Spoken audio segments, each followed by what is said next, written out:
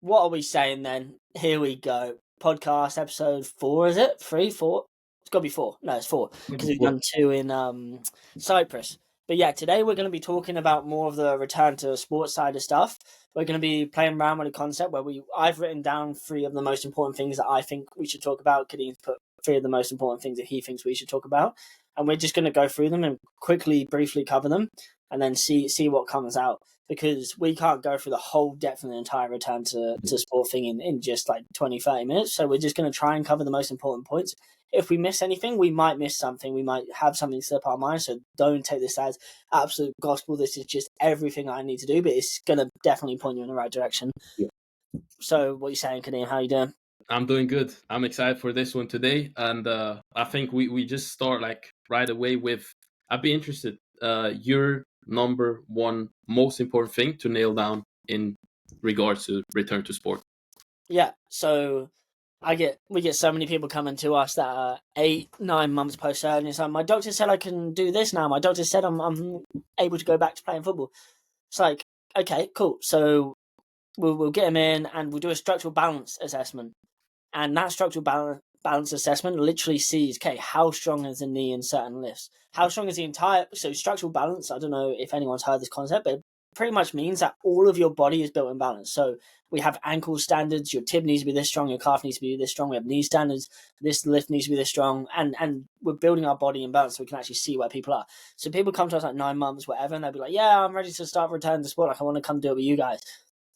We'll get them on a simple like step up or something, and their numbers are so far off. Like, their hips are so powerful, but their knee can't handle anything, and that's funny thing. So strength and mobility standards come first, and we need to make sure that we're actually structurally balanced and hitting the numbers that we need to be hitting before we even think about returning to sport. Yeah, that's my point. I love that. I have a really similar one there. Like, it's foundation for me, right? Obviously, what's foundation? It goes into having a foundation that allows you to build on top of it. And with the structural balance thing, it's also okay. You have everything in balance, but you're never not going to have a stronger link than a weak, and then not have a weaker link as well. Yeah. So it's always, bringing those up. Then okay, but actually being able to see that and actually recognize as well. Okay, this is where my foundation is maybe still lacking. Bringing that up, I think that's key. Yeah, return to sport as well. That's my number one thing. Yeah, exactly, because people get so excited, right? And I've got this as one of my last ones as well, but like people get so excited to return to sport, and they can start feeling like an athlete again. They can start doing the box jumps and the athletic movements, whatever they think the athletic movements are, that they just neglect what they should actually be hitting. Like, the boring stuff is really the stuff that is going to change our life. So do we have a half bodyweight split squat? Do we have 75% of bodyweight split squat? No? Okay, do a few hundred more reps of split squat and see if we can get there, and then we'll see if we can start actually putting some plyometrics in. And it's not like we're just going to ignore the plyometrics. It's just we're going to put them at your level. Yeah. And why do you think, maybe for the people, why do you think it's so important to actually be structurally balanced and have that foundation of, okay, we're not leaving any weak or tight links when we return back to the sport? Well, structural balance in general, if we just look at a certain injury like ACL, we know that if the quad and hamstring ratio is off, that's not structurally balanced. And this doesn't mean they're exactly the same strength on something like a leg extension versus a hamstring curl. There's numbers for whatever it is, and they've been worked out by Charles Poliquin, by us, by loads of people over time, and we can see what works. But we know that if the structural balance of the quad and hamstring are off, that there's so much more likely to have an ACL tear. We know that if our decelerators versus our accelerators are imbalanced, we know that we're more likely to have an ACL tear. We know that if we have one leg that's weaker than the other leg, we know that we're going to be more likely to have an ACL tear. So if we're not balanced, the likelihood of re-tearing and re-injuring ourselves just goes up and up and up and up. And there's so many areas that people don't think about. So tibs, calves, like these smaller areas that people like neglect because just chuck them in the end. Like, I don't really need them too much. They're not my big, like, I need to get my quad activated. I need to get my quad super strong in those squats and box squats and stuff like that. Yeah, I don't know about that. Like, I don't know. Yeah. No, I like that, because it's like, that's the one side I would say okay, you're returning back to your sport. The last thing you want is re-injuring yourself, right? So that's got to be a big priority there. And then the same thing, you also want to return back to sport, like performing. Most people say, I want to come back stronger. Like, are they actually coming back stronger, or are the things we're aiming for more to get back to 100% or get back to where, yeah, now I hit this strength test, now I can go straight back. I hit this heavy leg extension where I'm squeezing my quads and really isolating the quads. Nice, I got some good quad strength. Hamstring strength is also good. I can go back to the sport. That's the other thing. Like, are you going to be performing at your fullest if you just aim for those standards? That's a very good point, because like our mind's going to hold us back, right? So whatever our weakest link is, that I think Ben says this in one of his other videos, but he literally says like, whatever your weakest link is, that's the thing that's going to hold you back from being able to do what you want to do. Like, I know that my cable pancake needs to get better. Like, maybe, okay, not everyone needs like the cable pancake absolute head to chest, but it's like, would I be way more protected if I was? I have the injuries that I've, not injuries, but like the tweaks or whatever that I felt after a game being from my groin. Yes, okay, so we need to do some work there. Yeah. And yeah, your mind. So if your knee joint's really, really weak compared to the muscle stuff, and I just talked to someone today at football. Right, this guy's jacked. Yeah. One of my mates is absolutely jacked. But he's got patellar tendinopathy. He had it 2 years ago, and then it's just come back again. And then the other week he also had a hamstring hamstring injury as well. And I asked him a few questions to see what was going on. I was like, first, like, what's going on? He was like, yeah, I got patellar tendinopathy, like it's super painful there. I was like, interesting. And what they're getting you to do in physiotherapy was like, well, like box squats, but like I'm not allowed to go above 90 kg. And I was like, that's interesting. How long have you been lifting? Because obviously he's jacked. Yeah. Like 5-10 years. Okay, cool. And how many times have you done a arse to grass squat? What's an arse to grass squat? Show them what an arse to grass squat is. Not once. Okay, cool. So we're literally missing out on this entire half bottom portion. So then you have to think about it of like, the reason that he now can't play football is because his weakest link, which is the tendons, which get strengthened in a full knee bend, Yeah. is then holding him back. And then obviously his hamstrings. Like, if I got him into the gym, like, there's no way he's doing noise and no way he's doing the extreme RDLs to the point that I want him to. Yeah. So it's like, okay, that literally goes to show, like, he's probably the strongest guy on our team, and he's the one that keeps having recurring injuries. So strength isn't strength then. Yeah. There is different kind of strength, right? Strength, ACL strength test. I see people, posting ACL strength test, and it is the leg extension, right? Okay, right. Why don't we do also? We can definitely do that. I'm not saying it's bad at all. It's amazing. Even okay, cool. It's amazing. It shows us good numbers, but on top of that, why don't we aim for more joint dominant thing? It always comes back to that. I feel like in terms of the well, someone like where does the force go, right? The force goes to the knee, right? When we're decelerating, when we're doing these things. Well, this is the thing of like, someone will do a leg extension test, and then people will be like, oh yeah, like they're super strong, like they start ready to start going and doing their sport, and then they go and try and do like a plyo or play their sport, or whatever, and you can literally like visually see like he's avoiding his knee. Oh yeah. So it's like, okay, well, how strong is he really? If he's super strong on the leg extension, surely that he should be able to like use his knee fully in sport. Like, no, it doesn't necessarily correlate, and that goes to. I mean, do you think we got anything else to say on that structural balance side of stuff?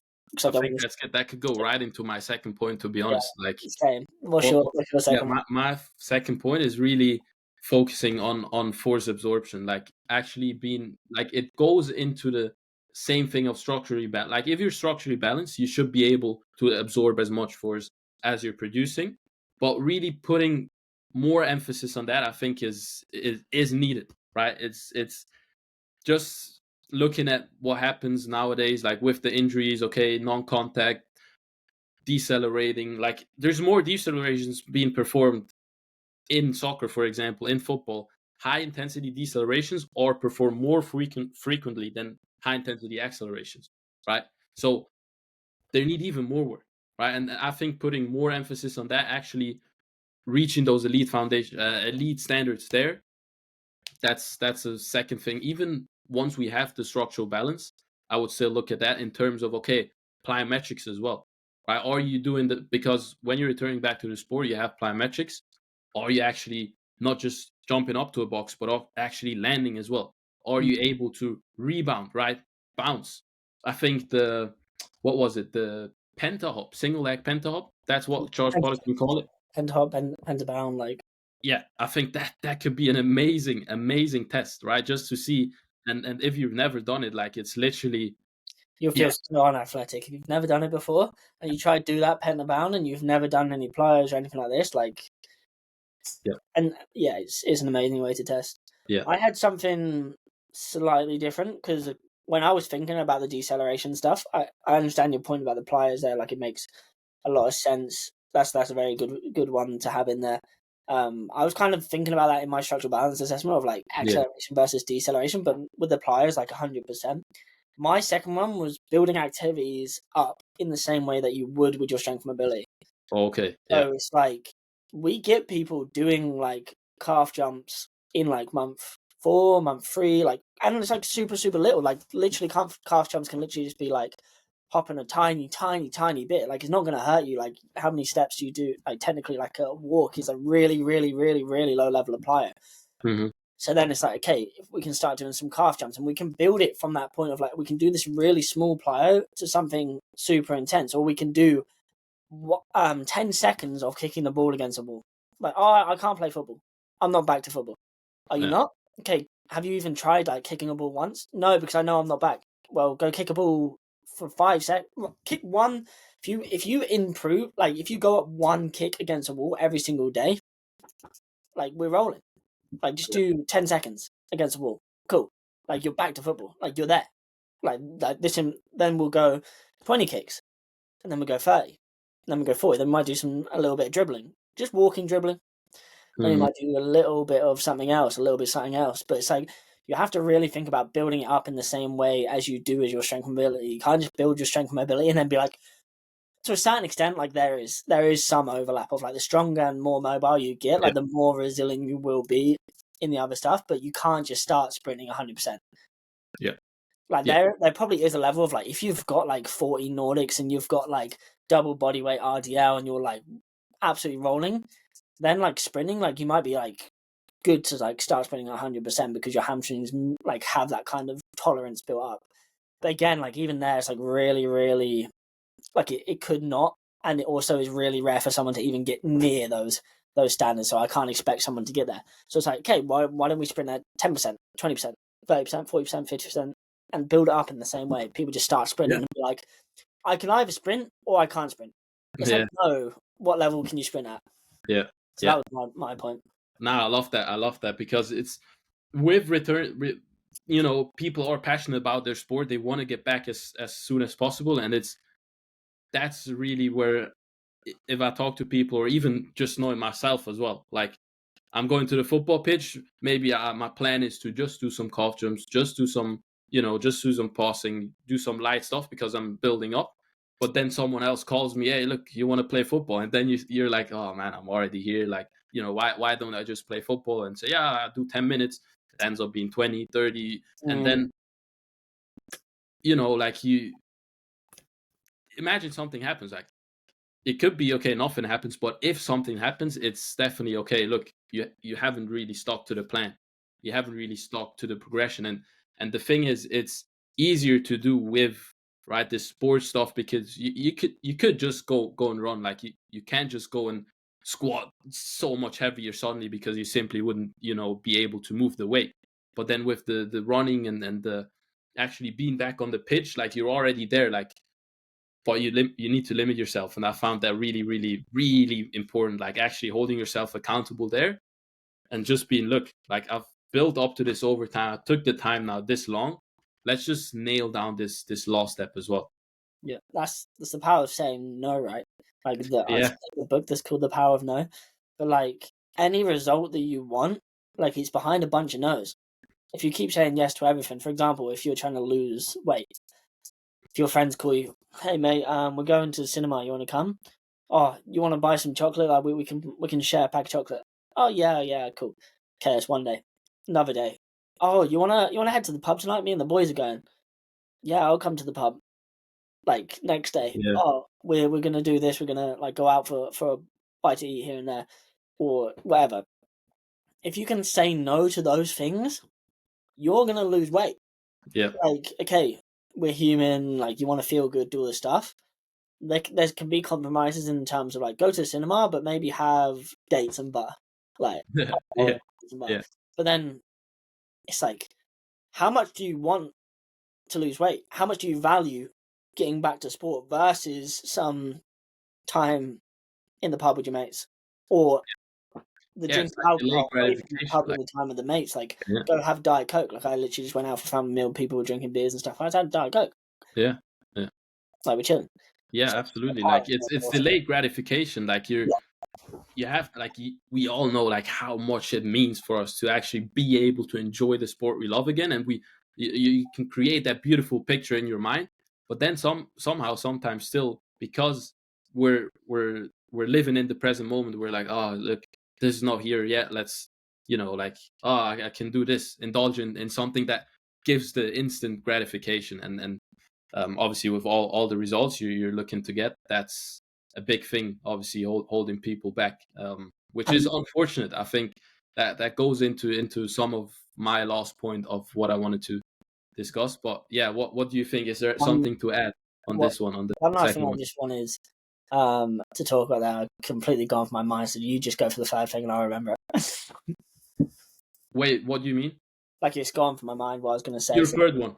no, I know my third one, but I was going to say something else there, but I forgot about it. Ah, okay. Yeah, I So think maybe it comes back, but this one now, the third one for me is really returning back to the sport. Like, okay, the goal is returning back to your sport. Why? Because you want to stay there as well. Then you want to be back at the sport and actually that's so stay funny. there.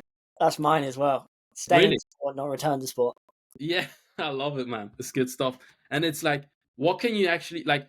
For so many, it's like, okay, they're working up, working up, working up, and then they're at the peak. I'm returned back to sport, and if you don't do anything, then there is no staying at the same point. You either go up or down. So what are you doing? Like, if you just stop, for example, the training, and you think, okay, now I'm back, I'm rolling, like I can just focus on that. That's not how it works. Like, need your body needs to be maintained like a machine, right? That's how your body works, and that's something I just want everyone to know. Like, it's great to have that goal of returning back to your sport, but then actually staying there, like that's even more important, right? Because that's the ultimate goal, to be able to then keep on playing and playing and playing and keep on getting better and better as well, Yeah, right? And that's the key there. You either go up or down, I think. Yeah. yeah. That's massive. That was my point as well. Of like, I think I probably tried to return to football 5 times in my journey back Yeah. Wow. from knee surgery. It's like I didn't have any guidance. Like, I was just Yeah. like, yeah, maybe I could play. I don't know. Like, I had no idea what I was doing. Like, and then I would play, and then I would like get depressed because I couldn't play, and then I would start. Yeah, it Wow. wasn't a good time. But it's like, okay, do I definitely know that this time that I return to sport, I can stay there? So people are like, this again, it goes back to my thing I said earlier. Like, there's just, I don't know where it's come from, but there's just like this arbitrary thing that's like, just like, okay, 9 months after ACL surgery, you're back. Like, you're Mm. rolling. Like, after my surgery, he was like, yeah, like, you just do this little knee surgery, we'll do it, and 6 months later you'll be playing. Like, well, how does that happen? There's got to be like some. It's not just like it just happens. Like, you're just back playing football. Like, there's a specific route and a specific thing that we need to build in order to not only get there but stay there. Like, take an extra few months. Like, if you like, I would love to assess if I had like 100 people like in Mm. their return to sport stage, like 9 months, 10 months, or just like trying to return to sport, whatever, and then people and they all say they're ready to start playing football again. I'd love to take 100 people and put them on my structural balance test and see Yeah. how many could pass all my tests, and then I'd be like, well, you're not ready. So let's hit these standards. Just give it 2-3 more months. This work super hard. Hit these standards. And then we can progress the other stuff, like the plyo stuff, in another way as well. And then we can stay there, not only just return there, rather Yeah. than not like thinking you're ready to return and you really have no clue. You're just going based off what someone else said. When you literally, like, if you don't know like what your body is capable of doing in terms of all of your lifts, in terms of your mobility, in terms of like the standards that you need to hit, and again, like, even like my standards with the NHS physio were pretty poor anyway. So it's like, even the standards that people do give you, like, it's not great. I think we should maybe make a free resource on that to give out to people. Just like, look, these are kind of our stats, whatever. But yeah, it's like make sure that you spend an extra couple of months to stay there for the rest of your life, rather than have to like imagine like you've done all this work for 9 months after an injury, after a surgery, get back on the pitch, few games in, goes again. Man, Like I again, couldn't the imagine, whole man. thing again, not just the 9 months after, but the 3 months before, or however long it takes for you to get surgery, and then spend another year, 2 years out of your thing, and that could literally cost someone their career. Yeah. Nah, it's crazy to think like, and some people just think it's normal as well. Some, not everyone, but like that's the thing of, okay, you know, getting back or like being injured, or no matter if it's like a 9 month period. Even like for me, it was never like a 9 month period in terms of I went through a surgery and I had to, do the rehab for 9 months. It was more minor things of, okay, quad injuries, Yeah. whatever, and then you have to these. But it's the same thing like always, because with every injury you want to treat it seriously, right? And those ones are actually sometimes more dangerous, because you're like, oh, I've got this small quad tweak, I'm just going to rest it for a few things. So you stop playing football and you rest it, and then you're just like, okay, like it feels good, I'm going to go back, and that's where something worse happens. Yep, yep, yeah. That can also be, and that's the that's why I think like the most like with athleticism, the whole, like football world, all that stuff, there's so much focus on performance, when kind of what's costing most people their career is not, not being fast enough, but actually just being injured. Like if they were able to play more and more and more, they could get better and better, they could get faster and faster. But like a big focus should actually be there, and it's not just about, okay, avoiding injuries, because sometimes, many people that are watching probably were already injured once, right? And once you have an injury, even if it's just an ankle sprain, your body, if you're not rehabbing it properly, your body starts compensating. So it's really for everyone, for every athlete. I think this is so important to actually know and take seriously as well. Yeah, cool. So yeah, anything else to say, or do you think that's pretty good?